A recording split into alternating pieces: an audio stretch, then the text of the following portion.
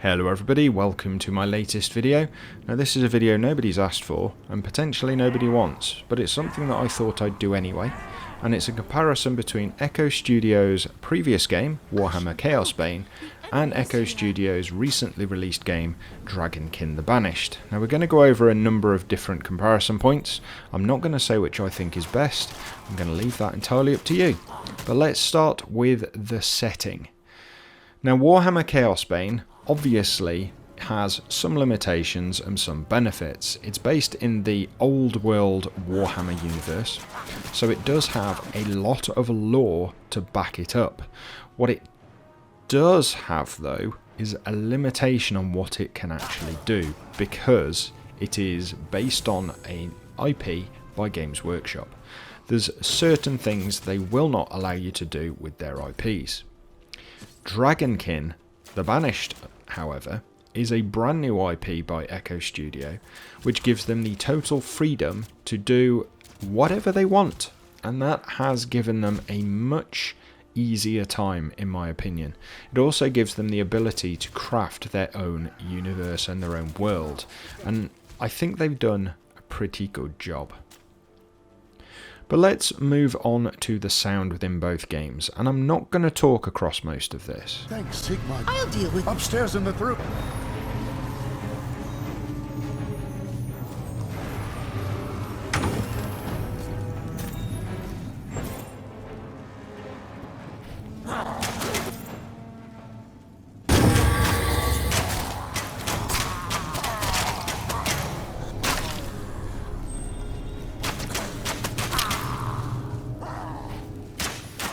So, the sound in Chaosbane was one of my original complaints with the game. It doesn't seem too bad with the Archer, actually, but let's see what Dragonkin's like.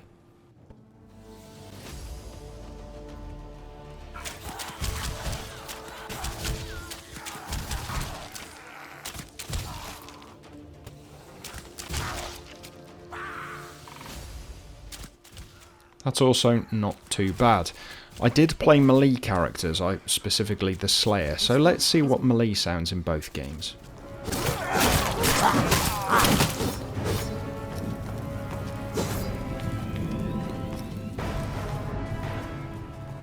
And moving on to Dragonkin the Banished.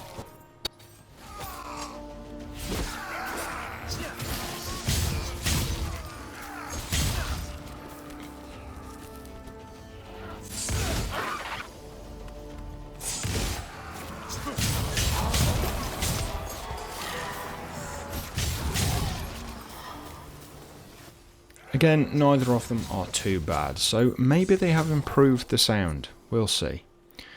Next, we've got the cutscenes for both games. Now, this is where things get a little bit different between the two. Warhammer Chaosbane relied solely on 2D art, where they've kind of made a 3D representation by having two 2D images overlaid over the top of each other and adding some visual effects, as you can see. Now this sort of storytelling is not something I'm overly keen on. A number of games do it these days in lieu of a nice 3D created cutscene. I get that it's a much cheaper way of doing it. The problem is it does make the game feel cheaper in my opinion. Now of course this is not to say it's bad, it's just I much prefer 3D cutscenes. So let's see what Dragonkin the Banished does. And of course, they possibly have understood the same thing as me, that 3D cutscenes definitely give a better impression about a game. Now, I'm talking about 3D cutscenes regardless of whether they are handcrafted or whether they are in-game graphics. Now, this is obviously done with in-game models. I do not have a problem with that in the slightest, because I think it pulls the game and the storytelling together. In Dragonkin the Banished, the only cutscenes are during these dragon fights, so they're at the end of a massive hunt. They do not have cutscenes at any other time. The only other times they have something similar is when they have conversation pieces, and that's all done in-game. Let's have a look at the graphics. Now, there's not going to be much difference between them here. The version of Warhammer Chaosbane that I'm actually playing in this gameplay is the Ultimate Edition. So this is the one they released on next-gen consoles. It does have some improved lighting and improved particle effects, etc. within this version of the game. And it does have other improvements such as the resolution. Now, one thing that it doesn't have is it doesn't have excellent draw distances. So you can see a lot of fog in the distance, for example. Now, they've tried to hide it as atmosphere. So, for instance, oh, it's a foggy town, for example. But it does appear in places where it wouldn't normally appear. And I think it's because they didn't actually model that in the original game because they couldn't. So it does show a limitation, and it does remove you from the environment slightly. That being said, it's definitely not a bad looking game. So let's move on to Dragonkin the Banished. Now, one of the other differences between these two games is predominantly in Dragonkin the Banished you are outdoors, whereas in Warhammer Chaosbane you are the majority of the time indoors. There are some times you are outdoors in Chaosbane, but not very often at all. That being said, I think the new game obviously has a number of years of technological improvements and experience for the developers over Chaosbane, but it is a slightly better looking game. And personally, I love the aesthetic of it. I like the cartoony style characters. I just love the art direction as well, so both are actually really nice regardless. So moving on to the skills, this is something that I think is quite important with this type of game. Now, Warhammer Chaosbane has a very similar skill system to Diablo 3. You unlock skills at certain levels, and they require a certain amount of skill points. Now, the difference with this game is the skill points aren't something you spend to buy the skill. They are a resource that you consume to equip the skill. So, for example, this character has 30 skill points available, so I can equip up to 30 skill points worth of skills. That's the way it works. Now, you unlock skills at certain levels, as I say. The level is actually, that one's 19, the one below is 21, 23, 27, etc, etc. And then the number of skill points required to equip that skill is in the little black box in the top left hand corner of the skill image. So for example, this is 6, the one up from that would be 12, and that would be the boosted power version of that same skill. Interesting system, but that's the only way to modify your skills, is to equip more powerful versions of the same skill. Now in Dragonkin the Banished, they have changed that completely. They have gone for a kind of hybrid grid system. And I say hybrid because it not only does your passive skills, it also does your active skills. And you equip your active skills and attach modifiers to them. Those modifiers might be your wormling, which is your little dragon that follows you, could have a skill that is attached to one of your skills, so that when you activate your skill, the wormling does something as well. It's a pretty unique system. So let's move on to voice acting, and I'll keep quiet for this bit. Depths, High Lawmaster. The tower is safe for now, but there are signs of still more enemies lurking deeper in the sewers. I do not doubt it. The servants of Nurgle flourish in darkness and filth. You have done well, Elessa. Return to me when you are ready. And Dragonkin the Banished? You commit to our fight against the dragons until they draw their last breath. To hunting those who serve them. To sealing the breaches to their vile prison of Dracomundus forevermore. To ridding humanity of their corruption. Come and find me at the jail before leaving Montesky. Send Sun Can and the Grand Tracker and I to meet the dragons. Now personally, I find the voice acting in both quite good, but I do find the Chaosbane ones a little bit over the top. Now moving on to gameplay, this is obviously extremely important in ARPGs, and neither of them are bad. In fact, I would say both of them are good. Personally, I think Chaosbane's gameplay is a little bit wooden. Now, I say that simply because... how do I put my finger on it? It just doesn't quite feel right. Now, maybe it's the fact your character doesn't seem to have any impact on the enemy at all. Yes, you see their health bar drop, but it doesn't feel like you're the one inflicting the damage. And I know that sounds really strange, but apart from a couple of times they might flinch at your attacks, it doesn't feel like you're doing it. And I'm not quite sure why that is, because you do see them recoil sometimes, you see the white flash when you hit the enemy. I think maybe it's the fact you don't hear them actually react to you hitting them, you don't hear grunts or anything like that, you just kind of hear them shouting at you constantly.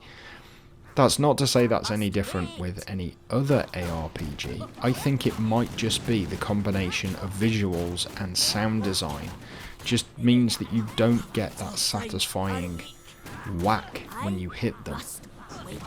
You obviously get a nice sound, especially when the hammer's hitting the floor there, but it just doesn't seem to make a crunching sound when you hit them enough. Maybe it's that, I'm not entirely sure. But either way, something just doesn't feel quite right with the gameplay. I did enjoy it. I did get characters up to the maximum level. My Slayer and Engineer, I both got to maximum level. I just never actually felt like going back and playing through again to get the other characters up to max level. And that's not normal for me. On an ARPG isometric game like this, I'm usually very, very keen to get every single character to its maximum level, simply because I want to see what their endgame stuff is like. I just didn't enjoy the gameplay experience enough to want to do that, and that was quite upsetting, really. Maybe it was the fact it released at the same time, or around the same time as Inquisitor Martyr, and that gameplay was just much more engaging. Maybe it was that, I'm not sure. But it just didn't catch me the way that most other ARPGs do. Now that being said, let's have a look at what Dragonkin the Banished's gameplay is like, because I think it's important that these games have that engaging combat. Now, I have to start by saying this is a max level character, and the engineer in Chaosbane wasn't. Now, normally I would say that that is not an acceptable comparison, and for you guys I do apologise because you haven't seen what I have seen. But the reason I would normally say it is because A, the equipment you've got is much more extravagant, and B, so are the skills. So this skill is a normal skill that's been heavily modified by the Wormling and various other modifications to it. That being said, I can tell you 100% that no skill in Warhammer Chaosbane would get to this level of flair. Yes, they do get modified, they do get more powerful, and they do change in look slightly, but not to this sort of extent. And I might even say, in fact I'm going to, I would say that that's part of the reason why I never really got to the stage of wanting to play the game through multiple times for Chaosbane, because it didn't have that flair, it didn't have that, ooh, I wonder what that will look like, etc, etc. I also think the itemization in both games is not quite as good as it could be. Now, that being said, Dragonkin has got a bit of a unique thing over and above Chaosbane, and that's because it has multiple high tiers of items. You have Divine, you have Mythic, you have Corrupted as well. Draconic, I think they're called. Those three different tiers, you do get some uniques, etc. in Chaosbane, but they don't have the same sort of tiers or equipment system that you find in Dragonkin, and I think that's potentially one of the other reasons why this game just feels so much better. The engagement, the animations, I think all of those lead to the difference in feel. And maybe I should have done a section purely on the animations, because if you look at the animation of this guy, he's obviously a dual-wield berserker, and maybe I should have got some gameplay of the Slayer as well, as a comparison, who is also a dual-wield berserker. But I will tell you now that at no point does the dual-wield berserker in Chaosbane have the same sort of energy and the same sort of animation for his attacks as this one does. Now, this is not using a basic skill, so this is not using his normal attacks as his basic skill, because this allows you to use other skills in place of your basics. And although Chaosbane does, you never have enough energy to do it, whereas there are methods in this one to allow you to do that. And that's another thing. Agency and the ability to customize your character and your skills in any way you see fit is much better in Dragonkin. You don't have that sort of agency within Chaosbane. Overall, I think the gameplay of both is solid. I do prefer the gameplay in Dragonkin the Banished. I do really enjoy the lore of Warhammer, although personally I think Age of Sigmar would have been